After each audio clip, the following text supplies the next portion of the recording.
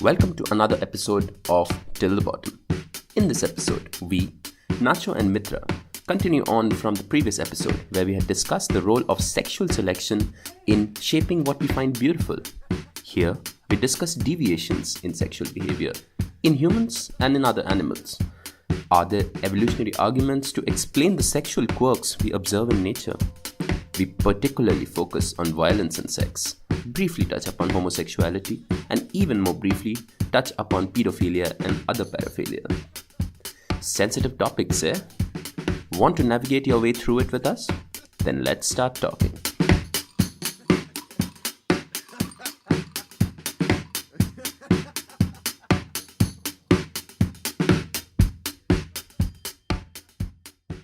Welcome to another episode of Till the Bottom.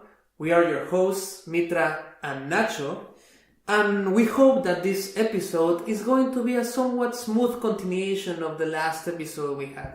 And just to quickly recapitulate, because it's going to be necessary to put the context for this conversation that we're going to have. The last time we started talking about standards of beauty, and the whole episode was centered around the topic of beauty. We tried to explore first the social side of how beauty is constructed or might be constructed socially, but we concentrate most of the episode on taking the naturalist approach for the origin of beauty and the origin of an aesthetic sense, and we try to nest that within the Darwinian worldview and see how it fits with the theory of natural selection, and then we realize that it actually belongs to another kind of driving force for evolution, which Darwin himself actually proposed, which is that of sexual selection. We gave several examples of how this is manifested in other parts of the animal kingdom, focusing mostly on birds because it's very conspicuous in birds. We also we grabbed the example of the peacock because it's the perennial example whenever you want to discuss beauty in the animal kingdom, and it's very illustrative. And then for the second part of the episode, we started talking about beauty in humans and sexual selection in humans. I don't know if you just want to condense that part quickly, because that's going to be like a good introduction just to jump on the topic. Yeah. So in principle, we talked about how selection for traits is either due to adaptive pressures or due to sexual pressures. And then, of course, we found that in birds, the sexual pressures can be very prominent, and there are certain traits that gets very, very profoundly selected for, like you gave the example of the peacock. But and of course most of the examples then narrow down, and every time people talk about these strategies, they just focus on the birds, and often we are very, very circumspect when we try to extrapolate our understanding of how the different pressures work towards selecting for a trait with birds and other species, and extrapolating that to humans. Yeah, and that's precisely what we are in some ways venturing to do, and to some extent we did it in the last episode also. Like we talked about how physical beauty and certain aesthetic sense of beauty that we humans, both males and females, have developed for each other is possibly partly due to sexual selection rather than adaptive selection. Yeah. And you want to extend that a bit further. Yeah, because the key difference, I would argue, between, for instance, birds and humans is that in birds, sexual selection is manifested mostly through the development of conspicuous physical markers of beauty. Now, in the case of humans, the humans are not exempt of that. And as we discussed before, for instance, the typical body shape that is judged attractive in females by males, it's also a manifestation of a physical trait that is a marker for beauty. But when it's the other way around, generally speaking, when we are talking about what females tend to prefer in males, at least throughout the evolutionary history of mankind, there's a strong focus on behavioral traits. For instance, one that we mentioned before was the impulse to diminish violent impulses in males. When you compare us with other primates, humans are by far the least violent of the apes, at least. And that there's a compelling argument to be made that trend is thanks to sexual selection from females, which for the most part are very selective in the way. And so it is very important to point out here is that these behavioral as well as physical trait selection, like according to the worldview that you are defining, is primarily a focus for the females being the sculptor, sculpting the male behavior, and not the other way around. The other way around too. As I said, males, at least in humans, have had a major role to play sculpting the bodies of females. Yes. And we gave the examples of enlarged breasts at all times, irrespective of whether females are in estrus, which is they are in a period of reproduction of fecundity. That's concealed in the case of humans, and there are these physical markers that have been the consequence of sexual selection, as mostly perpetrated by males in females, in terms of physical qualities. But there's also this other aspect of behavioral qualities. And this episode, we want to focus on some of these behavioral qualities. So you want to really get into like there is always a conversation or always a suppression of conversation on sexual deviance. Yeah, I want to get into a slightly uncomfortable territory. Yeah. And by sexual deviance, it could be things related to sexual preference. I think nowadays it's very comfortable. I don't want to call it deviance. Why not? Because it is there is certain normative behavioral traits with respect to sexual preferences, and then there are divergences to the extremes. And sometimes, like for sexual preference, it is. So it is not. I want to say something in your defense, and you're not letting me. No, I'm not going to let you. You want to be politically correct here? No, I don't. Not quite. But I don't want to make this distinction. I want to make this remark very clear. By when we use the word deviant, we are not implying any kind of moral judgment or value judgment. You're talking about normative. I mean, about in contrast. No, I didn't even consider it being. Good, because I think a lot of people that might listen to this word when we're talking about any kind of behavior and you categorize certain kind of behavior as deviant, they will immediately associate a moral or value judgment connotation to but that is. But I'm just trying to make you at a very more philosophical level, that's always going to be the case. Like with anything which is deviating from the norm, because our societies are also doing construct building society, what is normal, and then of course there is value judgment when you're not following the norm. Yeah. With respect to other features also, not just with respect to sex. Yeah. But with risk taking also there's a value judgment. Yeah, with the risk of not quite going along that path that you're tracing, the first kind of sexual feature that I want to discuss is not precisely deviant, because I think it's quite normal and it's quite common and quite widespread. And I want at different degrees. At different degrees, but the central topic. The central content of this sexual fantasy that I want to talk about, I think is very prevalent, and is this preference or this liking for rough sex. I'm going to start there, and this can be extrapolated even further to the topic of rape fantasies, which is a very controversial topic to talk about, but I think we can get there and tracing our path carefully. But there's there's something that has attracted my attention, which is, why is it this fantasy of having rough sex very, very prevalent in humans? And I'm not talking only, and this is shared by both sexes. And of course, you're saying rough sex, but you in principle are saying that you're saying that it is more prevalent in women to prefer. I think in both. In the other way as well. Yeah. So it's not about who is dominating and who is. It is a kind of role playing fantasy. Yeah. So that's what I'm saying. So it is preferable in a larger part of the female population. I think in both sides. To be dominated. Yeah. And the male like it the other way, that as well. To be dominated. Yeah. I think the thing is that male sexuality is very, very, very flexible in terms of, there is this book, Perf, by Jesse Bering, which is basically a compendium of all sorts of deviant sexual fantasies that you can find in humankind.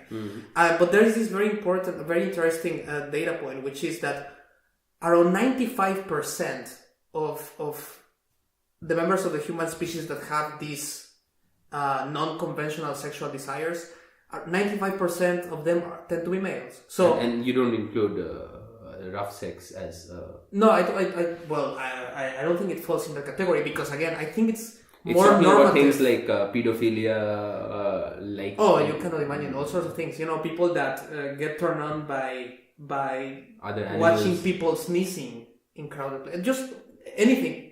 Female shoes, the Eiffel Tower. Well, this was actually a woman that got married to the Eiffel Tower, and then this is a crazy story.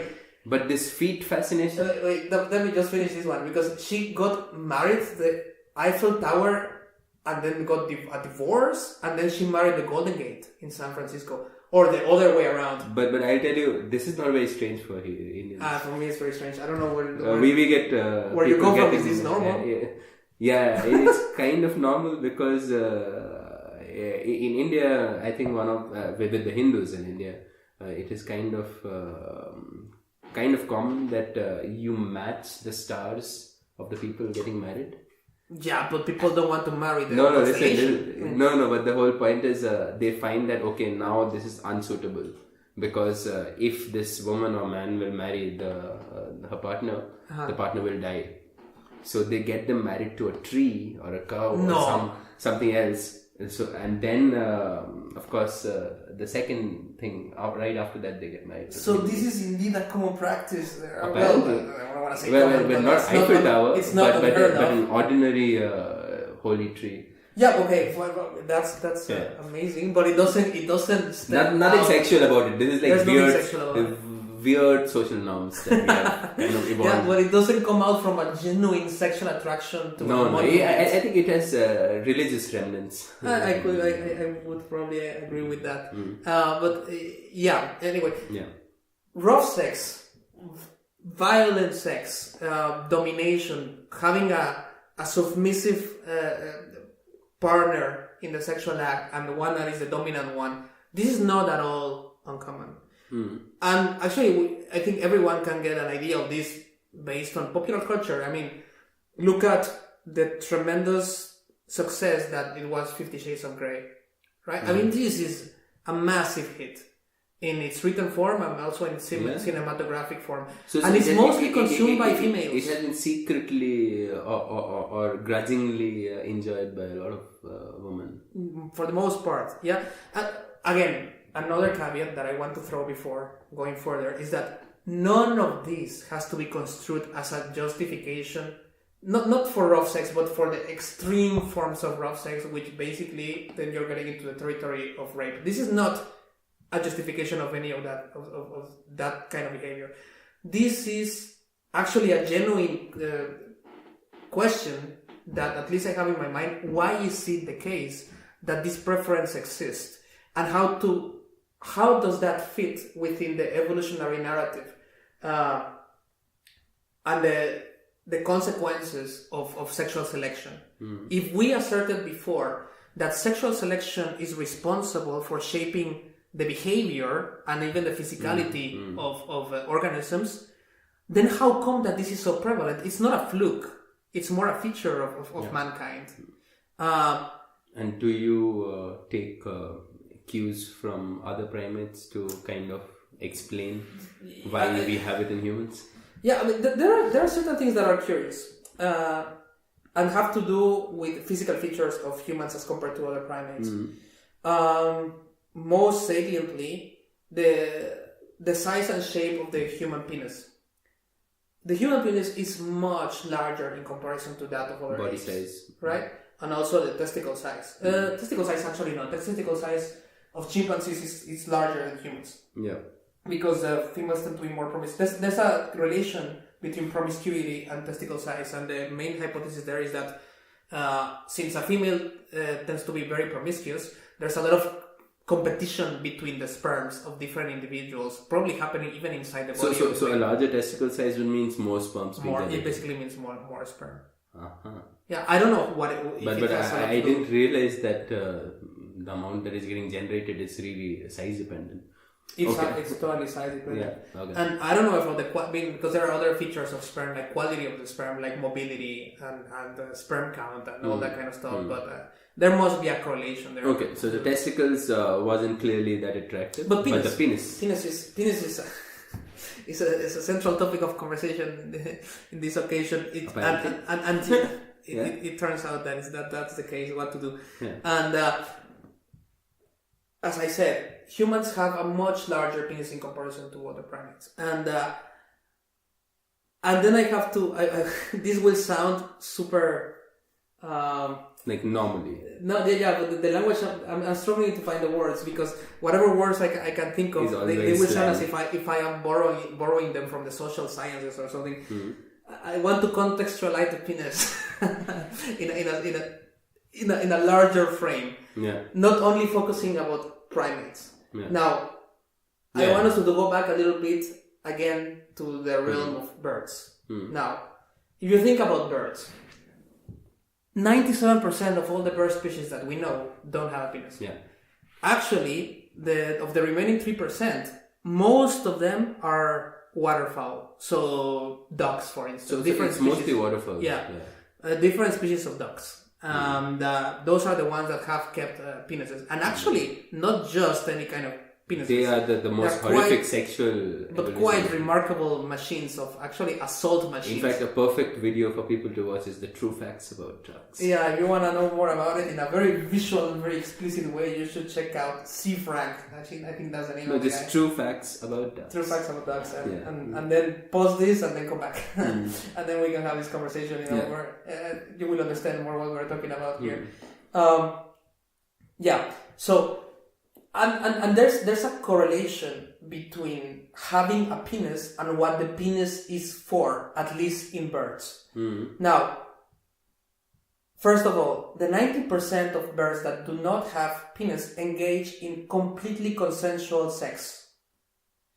Their genitals have a region called the cloaca, which is basically like a chamber in their genital area.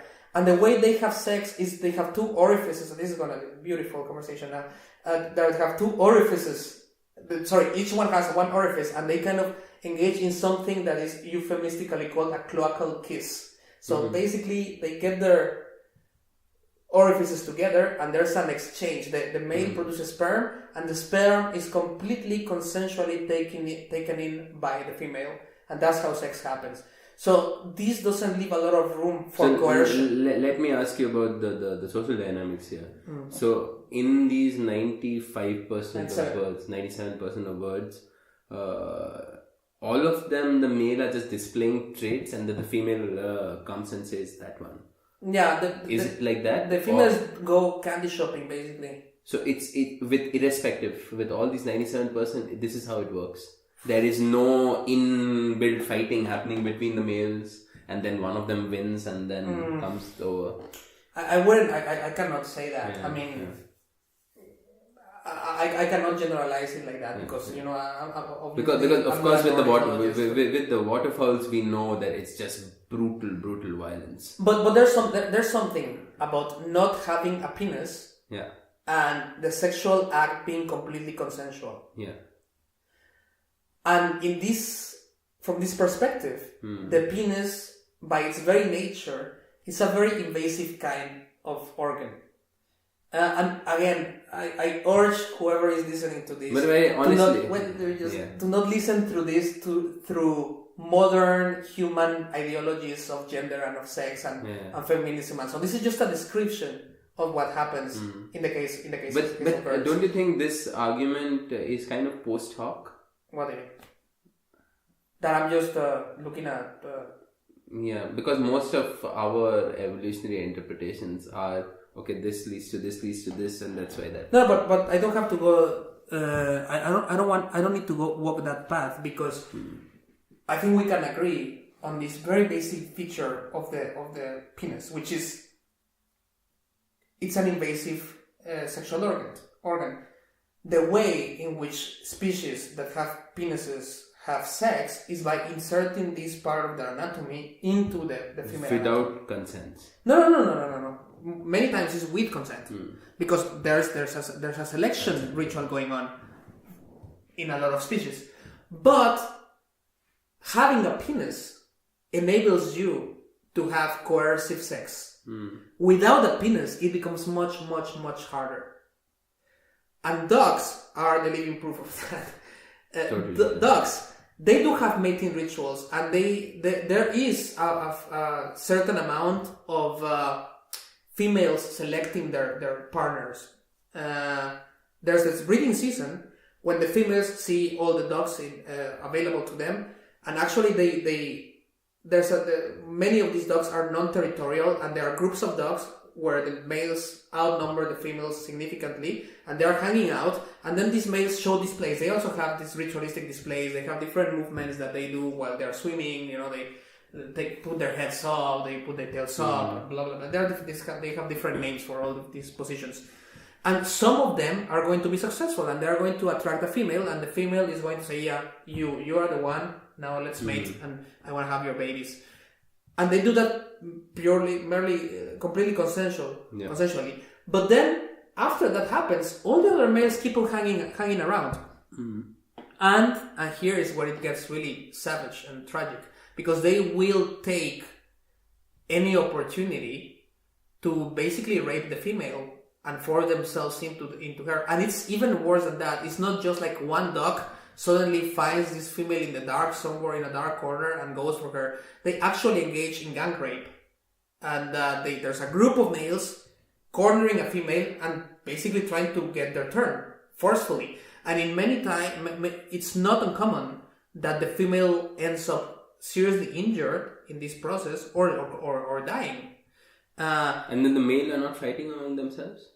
Possibly at some point, I also would imagine, but they prefer. So their gamble is this: they prefer to have a chance, even if it's minuscule, to not chance at all. And the best strategy that they have found for having this tiny chance is to engage in what people would describe as gang rape. They just surround the female and they forcefully have sex with her. Possibly one of them will father the next. I think what is important to think about is that from a very fitness based, like of course,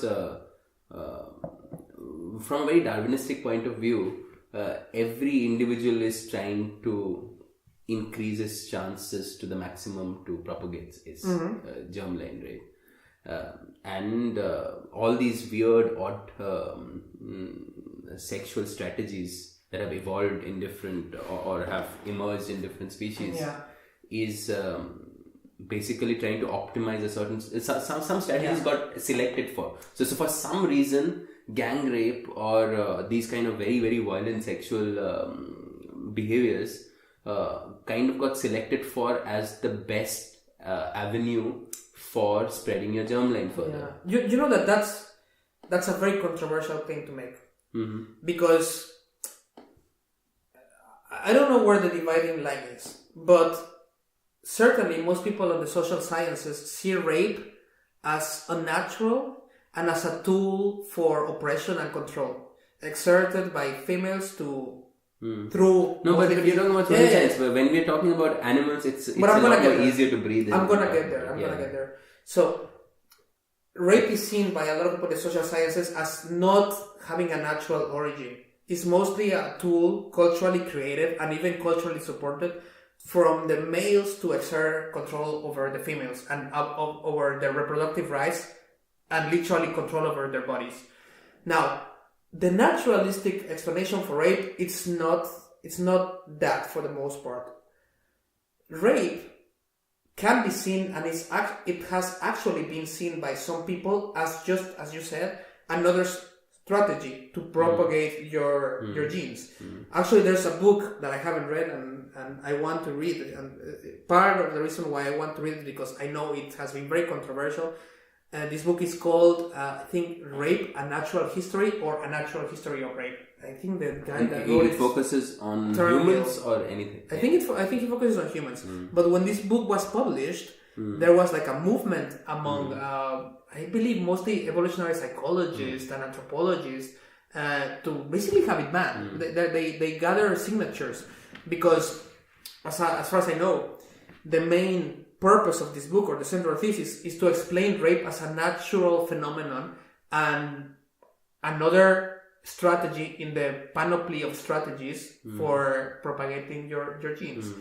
And it's also important to be clear here, right? Like, different strategies of mating have evolved, and of course this sounds very violent with respect to chimps or ducks, but then you, on the other side of the spectrum, you also have species like the bonobos, who have developed a completely different strategy, that where sex is kind of plays a role of mitigating relationships or mitigating conflicts. Yeah. So they're they are the most promiscuous species around, and they just, instead of a handshake, they just say, let's have a small quick fuck. So they just basically resolve any kind of tensions and stresses by just saying, let's just that's a different strategy, right? Like, so what I'm saying, of course it's special, but it is also a strategy that has kind of got selected for in a certain species, and this is a species very close to us, right? Very close, actually. But the key difference there is that bonobos have found a way to use sex as not just exclusively for reproductive purposes. Obviously, it's important for that because they are a sexual species, but as you said, it's also a tool for fomenting social relationships, for conflict solving, for avoiding or minimizing frictions, even as a kind of a greeting or something like that. It happens in a matter actually of seconds. It's not even a long activity, and it's a little longer when they actually engage in sex for reproductive purposes, but never. That's another very big difference between at least other apes and humans. Humans tend to engage in much longer performances in comparison to other apes. So my whole point here was that there are absolutely divergent strategies out there which different species are selected for. And I guess part of the whole... But that is co-opting sex for something that has nothing to do with reproduction, with actual right? reproduction. So, but the whole point here was that, of course, there are remnants of these strategies which might have somehow gone into like the human biology as well. You're talking about rape now in particular, or in particular? Yeah. But I just want to stress that. Or maybe not just rape. Maybe it could also be this feeling of promiscuity. There is a tendency of promiscuity in more selected in certain individuals than others, but there is a desire for it that has. Sure. So this whole narrative that we are meant to pair bond is kind of socially imposed. Partly, at least. Partly. No, I'm not saying that. It doesn't exist at all. It depends who you ask. But like complete pair bonding is something that is not human. It's something that we have socially imposed upon us. I think the best way that I have heard to describe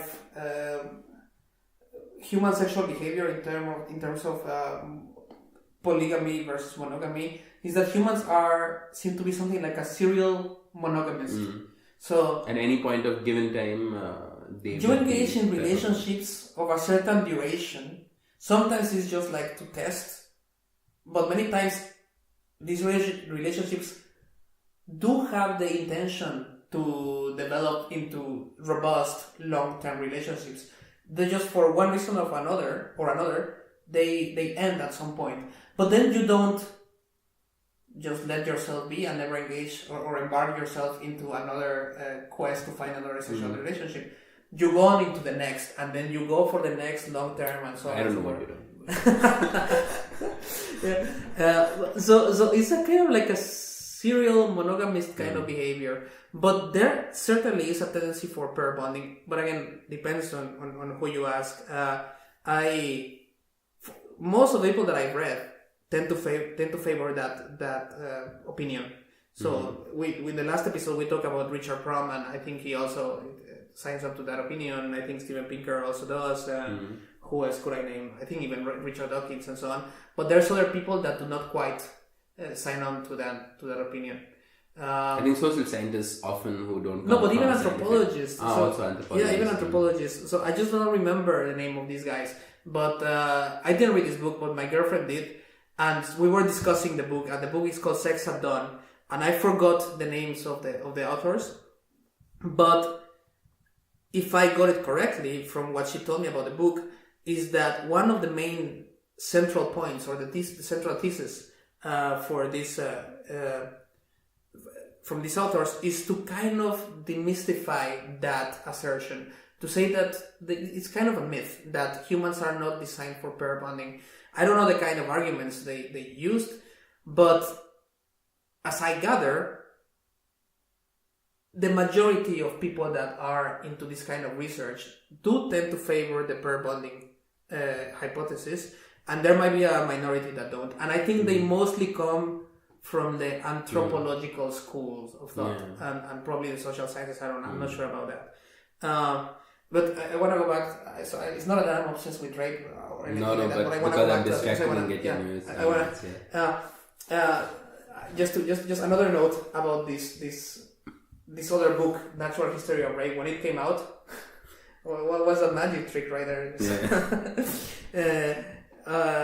So when this book came out, there was this movement among scientists to have it banned, or to ask the editorial house to stop printing it. And the reason why that was is because approaching this topic and explaining it from a naturalistic standpoint, it's almost always conflated with justifying it.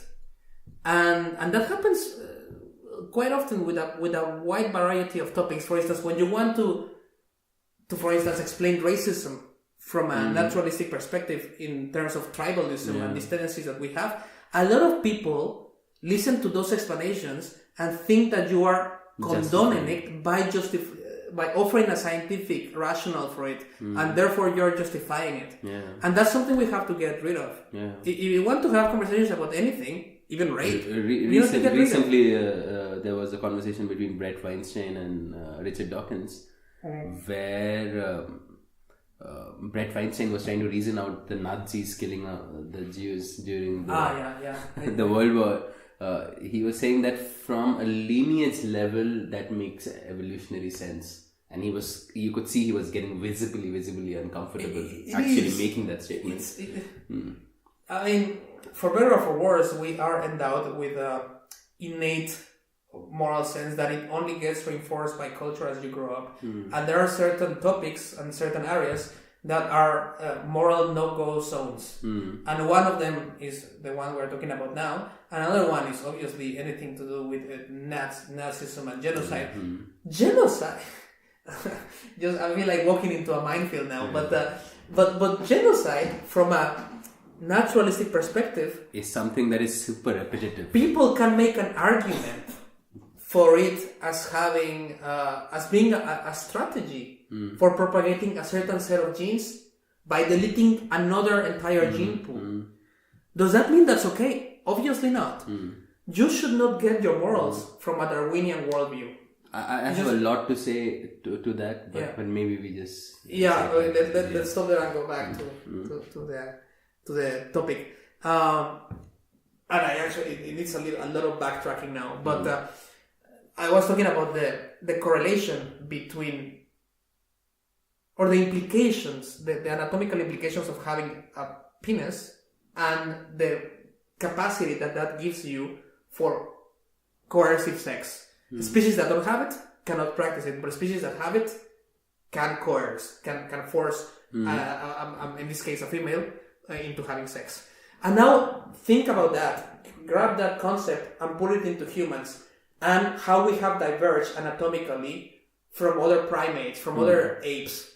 We humans are the ones with the larger penises, and that has been the result of sexual selection. Along with taming violence. So they're two contradictory things. They seem to be, right? I mean, that's this kind of conflict that I find hard to resolve. Because if I speak about penises almost as if they were, at least in part or in certain circumstances, tools for rape, and then you say, and look at humans, how they have evolved larger penises in comparison to other primates, and then you talk about sexual selection being a tool for females to morph the body and the behavior of humans, then some people might get the conclusion of, so what are you saying? Are you saying that females have selected for rapists? And that's not the message I want to get across, or anyone talking about these topics, I would argue, wants to get across. For one reason or another, maybe it's just purely aesthetic. Females have selected for larger penises, and it's not of a very specific shape as well, of particular shapes also, and it's no secret, right? It's one of these very mildly uncomfortable truths, because there you will always find the typical, this tagline, size doesn't matter, and whatever it is. The reality of it is that the fact that we have larger penises in comparison to other primates.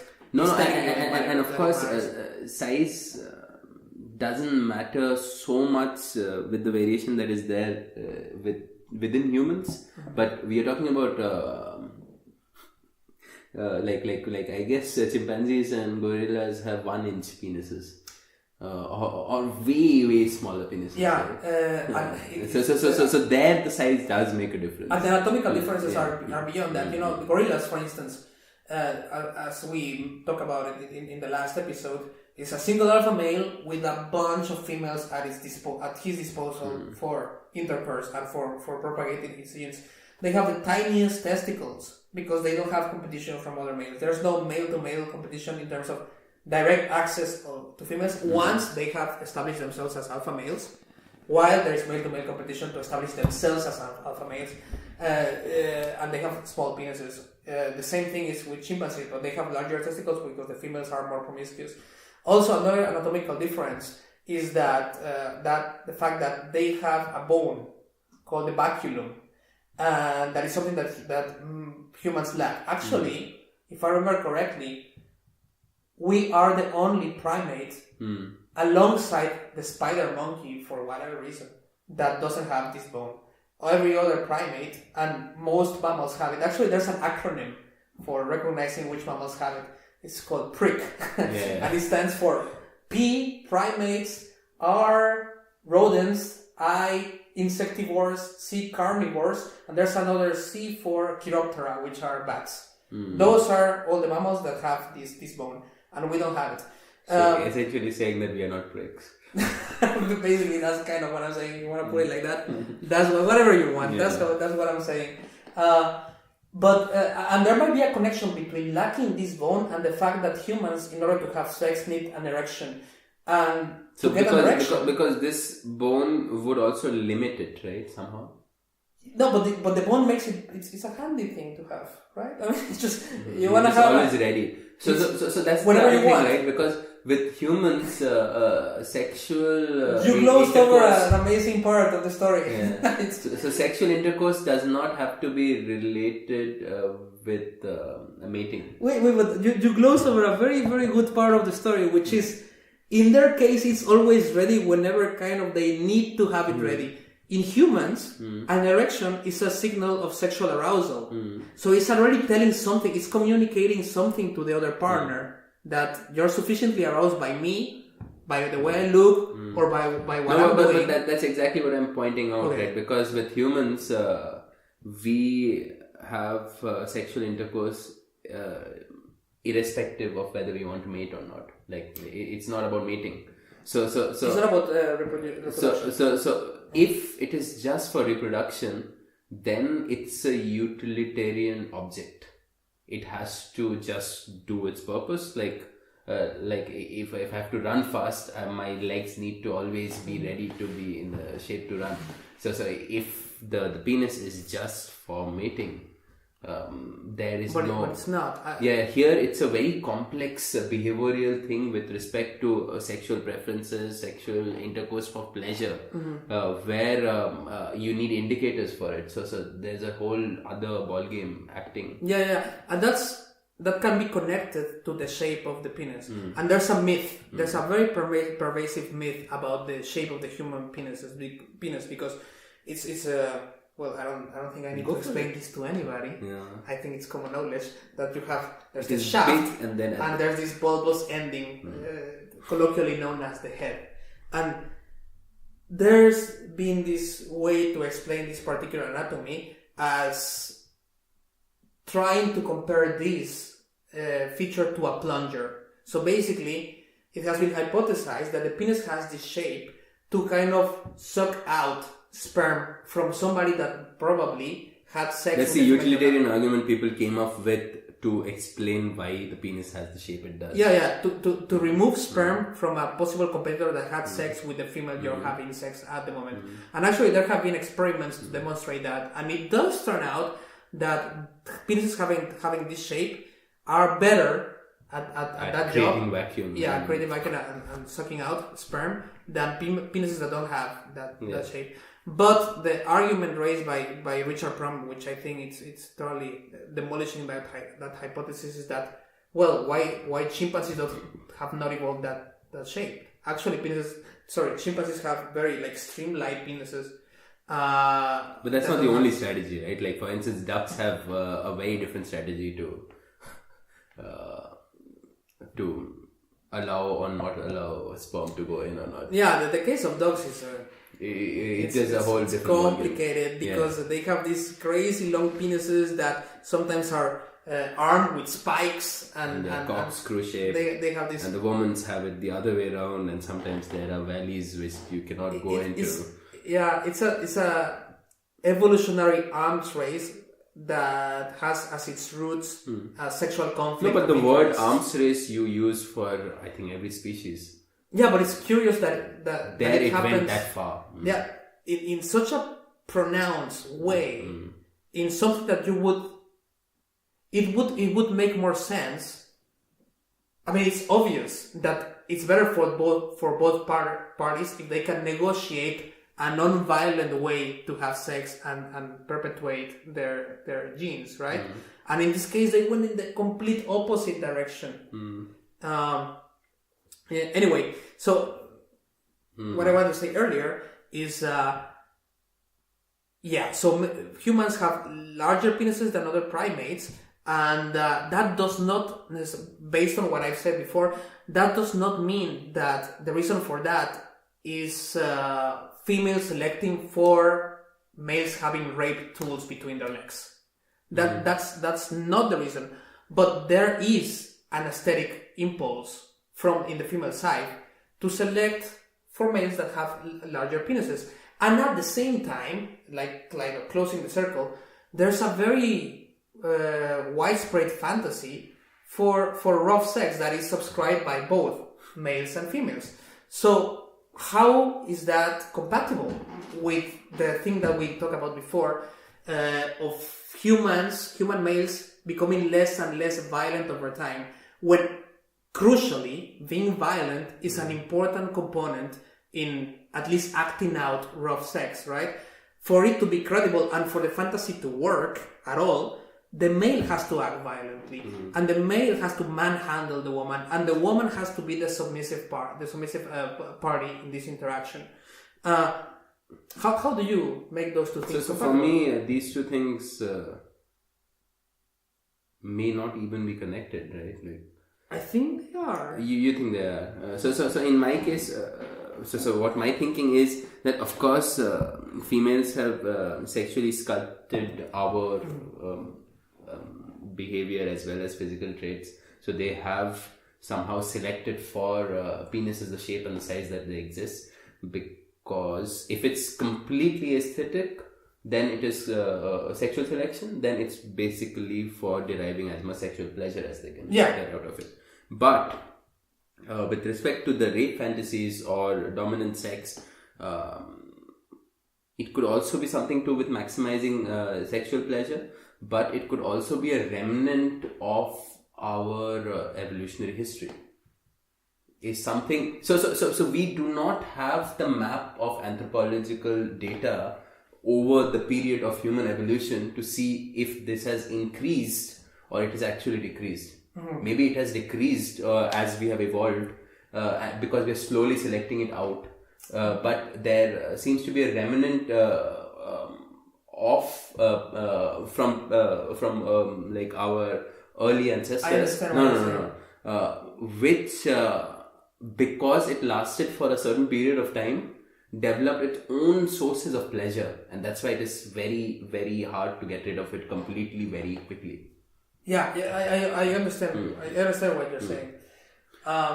What I have to add to that is that this, if that's the case, like let's say I'm taking your narrative and I'm completely buying it.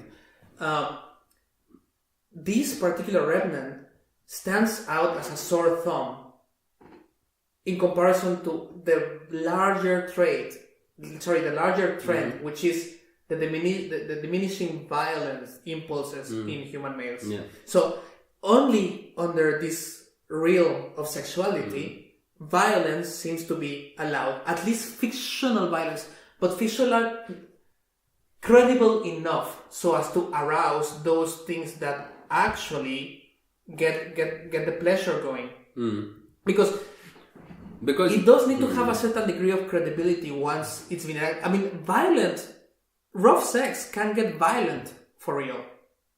I'm not saying drawing blood of each other, not necessarily, but it does. It can involve things like slapping, quite hard, not playfully. It can involve things like choking. It can involve things like pulling hair strongly. It can involve, obviously, spanking, probably the most prototypical thing that comes to mind. Being done with a certain degree of intensity that it has to be credible, it has to be felt. Not as a mere... The fantasy, the act has to be real enough for it to satisfy the fantasy. And this is quite controversial, but curiously enough, actually I think like a week ago, I read an article from one figure that stands out as probably one of the most prominent feminist voices of the contemporary feminist voices. Do you know Lena Dunham? I've heard of her, yeah. Yeah, she is the co-creator of this series Girls that became very famous in HBO and other kind. I don't follow her in any social media, but I get to have some glimpses of the kind of things that she posts and the kind of things she advertises every now and then and her opinions and so on. She's definitely on the feminist side of the equation. I mean, there's just no question about that. And she published this article in Vogue magazine, I think it was, where it's a long article, longer than I expected actually, where she kind of explained that she wants her men to be gentle and to be kind in life, to be like a dominant trait of their personalities overall, but once they are engaging in sexual role play, she wants them to flip their attitude and their behavior to become more basically rough and violent and domineering, and that's the kind of thing that gets her going. And I don't quite remember the article exactly, but the tone was as a kind of like apology for having that impulse, like, well, an apology mixed with an acceptance in the end. Well, this is just the way it is. This is what to do. This is how I feel. There's a little bit of a remorseful tone to it, but also an acceptance. And I can understand what that can create conflict in somebody that considers herself to be a feminist, and at the same time having such kinds of fantasies. So this is very interesting. And of course, I do think like. Sometimes there is, for instance, moral dichotomies that we have, like when we think in terms of in-group and out-group morality, we seem to have very contradictory moralities, and I think we have kind of selected for it in terms of what happens within the tribe and what happens when you go outside the tribe. And so I used to think that violence that you project out of your tribe, like for hunter-gatherers, as we have evolved to be hunter-gatherers, we have a tendency of violence to certain or triggers. Different species have different triggers for violence outside of your group. And then you have certain tendencies of in-group violences. But what you are saying is that there might be a third angle to it as well. So it could be that you have a certain violence-related trait which is out of the group, where you're trying to defend your tribe. Then there's violence in terms of sexual competition for getting your mate. Both of these, or maybe a woman have even selected only for removing this sexual violence. But then, as a side product of this, there was sexual violence towards the woman, or not the woman, the female of the species, that somehow got selected for during our evolution. And that remnant of it also got some derivative sexual pleasure related aspects in the woman. So those traits got selected for, but the violence within the men got under-selected for. So it's like there's three different layers. I understand what you're saying, but my take is more... It's more about the context. I believe, if I had to advance an opinion of why is it the case that this is a very prevalent sexual fantasy, rough sex, even having rape fantasies, is that the context makes the whole difference. When it's happening for real, now talking about rape again, there's nothing to be enjoyed about it. It's just a horrible, despicable act that should be condemned. Obviously, there's no way that the female is enjoying it because she's being coerced into something that she doesn't want to. But the context is different. When it's the case that she has picked a certain individual, she trusts that individual enough, that male enough. There has been a long courtship period. There has been this remating process already going on for a while.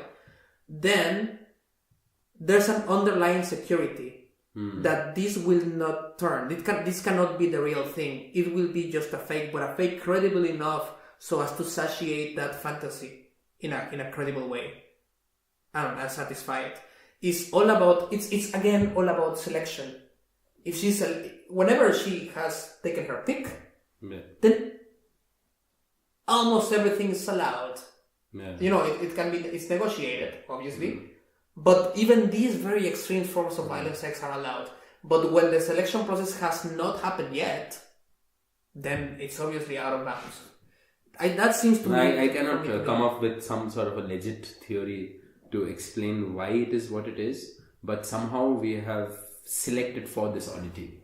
Because and of course, and this is one of these sexual oddities that women have selected for, because with men you have a diaspora of them, right? Like pedophilia, you have like getting turned on by animals, dead. There's like a whole barrage of creepy fantasies. They are called paraphilias, and they are as diverse as you can possibly think of. But I don't think they have been selected for. You don't think so? They still no. At least I do believe that somehow pedophilia has been selected for some weird reason, because the percentage of the population which has pedophilic fantasies at least is quite substantial. But even is creepy, and we don't like to talk about it and don't like to accept it. But like just these revelations for the Catholic Church, for instance, or the amount of stories that I know that in India gets completely put under the curtain. But even this is something that exists, and I think this is a weird sexual trait that has been selected for. First, before going further in that direction, I want to say that pedophilia as a term it's very coarse, because in this book that I talked about before, Perf by Jesse Berry, there are distinctions. So there are some males that are attracted to infants. You're talking about 2, 1, like 4-year-olds sexually. So that's one degree. Then there are others that are attracted to prepubescent kids that, they're like 8 to 12, whatever it is. And a younger one would not do, and an older one would not do. Then you have the pubescent or the adolescent. So Because that onwards, it kind of makes sense also. Like, in a logical but being but there are certain degrees of pedophilia that are, evolutionarily speaking, at their end. If you're attracted to 1 to 4 year olds, there's just no way your genes for that preference can propagate because they are just not mature enough. Not through the babies or the infants, but somehow these traits have been genetically selected for. Yeah, because there has been a lot of... You can even make the case... Like for instance, if this is the argument, then homosexuals are not selected for. Yeah. You can make the case for that. You can make the case for that. Because homosexuality has been a taboo for a very long time. Now, at least Western societies have been much more at ease with the existence of and we can be at ease with homosexuality and not with anything else, because here you're talking about 2 consensual adults. And that's why... It makes perfect sense to be at ease with it. It shouldn't be... And that's why it is much easier a topic to talk about rather than pedophilia. Because there, it's about abusing another individual, right?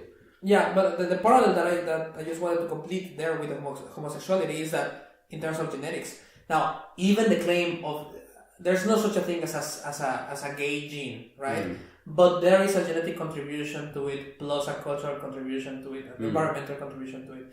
But the idea of having a genetic predisposition to become homosexual, I don't think it's controversial.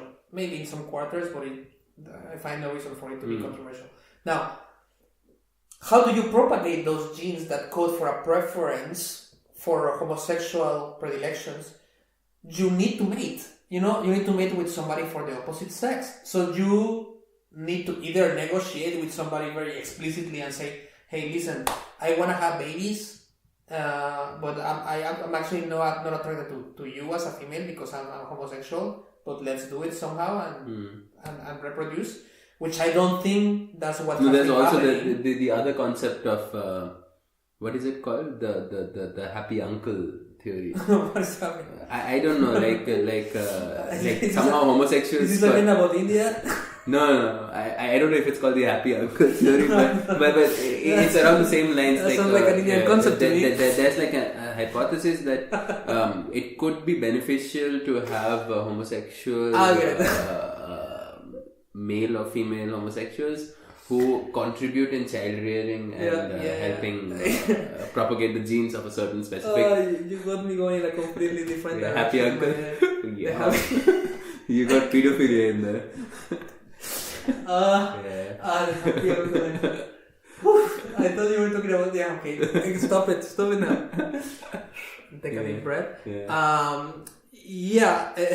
So one way in which this genetic predisposition towards homosexuality might have propagated is by people just not coming out of the closet and getting into traditional relationships and forming families and then having a double life and being homosexuals actually, but just... So by that logic, if we open up on this, then over a few hundred generations we will just completely eliminate homosexuals. No, what I'm saying is if this is a genetic trait that is only propagated via mating. Yeah, I feel this impulse. I'm not being Nazi about it. It's amazing. I feel this impulse to reiterate that none of this is normative. It's just that certain words are too loaded with moral connotations that whenever you pronounce them, immediately get people triggered. Oh, so you mean you actually want to exterminate homosexuals? No. Sorry for the outburst. I was just too irresistible. What do you think? You wanna go on, or you think it's? We could give it a pause there. Stop it here. Yeah. Although that's a kind of sad note or not sad note, but way too controversial way to end this episode. No, but this is the thing, right? Like let's just finish this argument. Please. Where you're saying that we are not selecting for these traits. I think I personally think that something like pedophilia is as predominant as homosexuality. I think that by their very nature they cannot be the stuff of natural selection to act upon, even sexual selection. Oh, because what most if of we them, get in Brett Feinstein's constant concept of lineage level selection? But that's like group level selection. Yes. I don't think I subscribe to that You don't, view of evolution. I'm also not completely into. Although I cannot completely summon up the arguments against it. Like I don't have them here at the palm of my hand. But I've read there was a Edge. No, because it is really a mystery to me that why these kind of sexual preferences exist. Yeah, just to finish that, there's a series of I think back and forth responses in Edge.org by Steven Pinker and I don't remember Jerry Coyne. I don't remember who else is and E.O. Wilson, the author of sociobiology, and they had like a little discussion about group level selection. Anyway, if people want to check it out, go and check it out. The point is that these paraphilias, by their very nature, if they were to be selected for in a more massive scale, they would be evolutionary dead ends, right? You cannot reproduce with a 4-year-old. You cannot reproduce with a female shoes. You cannot have babies with the Eiffel Tower. So just if they were to spread, that would signify at least I don't want to say the extinction of the species, but of a certain population. At least that would be an evolutionary dead end. I just think that they are but these extreme oddities like these paraphilias, I would say there are paraphilias. Is that the word? Right? Yeah, that's the word. And then there's homosexuality, bisexuality, and the entire spectrum of that, and this sexual attraction you have towards young. Homosexuality guys. doesn't fall into the category of paraphilias. It might have fallen if you were to ask the Victorians or something. Now I think we have. It doesn't, right? No. And so my argument is that pedophilia is also not part of paraphilia. It depends on which category. So if you're talking about like really small infants, then if you're talking about prepubescent, so 12, 13, 14, 15 year olds. Well, that's an argument. But before that, it's a very, very, very small percentage. Yeah, that is a dead end, evolutionarily speaking. Okay, so that is something that has been. I don't know how you quantify. I don't know where to point. Where do you get the to, how did they get the data in this book? I will have to revisit the book, but they do have. But people have worked on this for a very long time.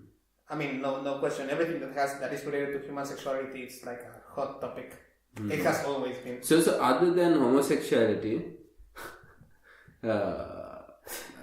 you think everything else is somehow been selected for? Against. No, I'm not talking about paraphilias. Like everything which is normative, because you are saying homosexuality is also. If it's too widespread, if it let's say overcomes a certain threshold of being common, it stops being a bug and it becomes a feature. It's all about numbers.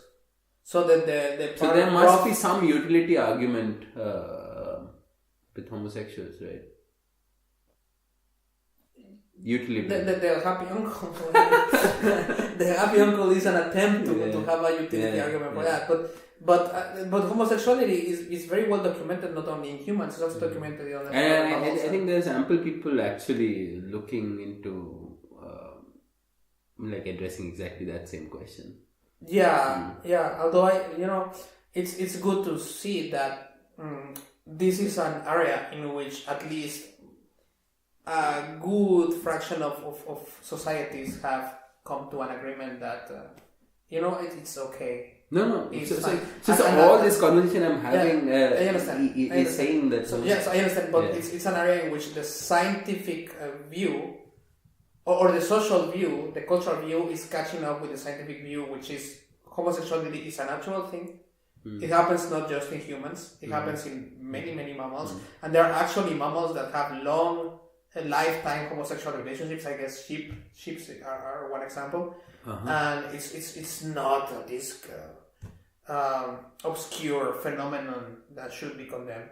Now, sadly, there are other parts of the world where that's not the prevalent opinion, but we are getting there little by little.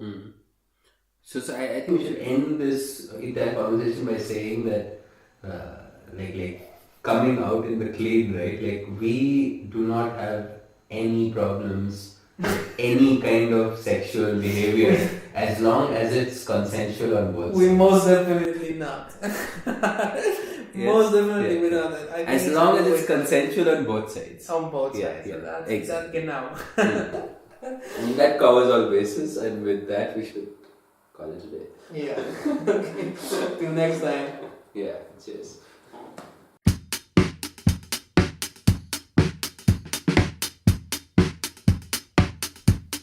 If you like what we do, please help us continue doing it simply by subscribing to our Podbean or YouTube channel, following us on Twitter, liking us on Facebook, visiting us on our website tillthebottom.com, or simply spreading the word. Find the links in the description below. The music you hear in the background is a track called Face to Face, performed by Daphne. Thank you for listening, and until next time, cheers.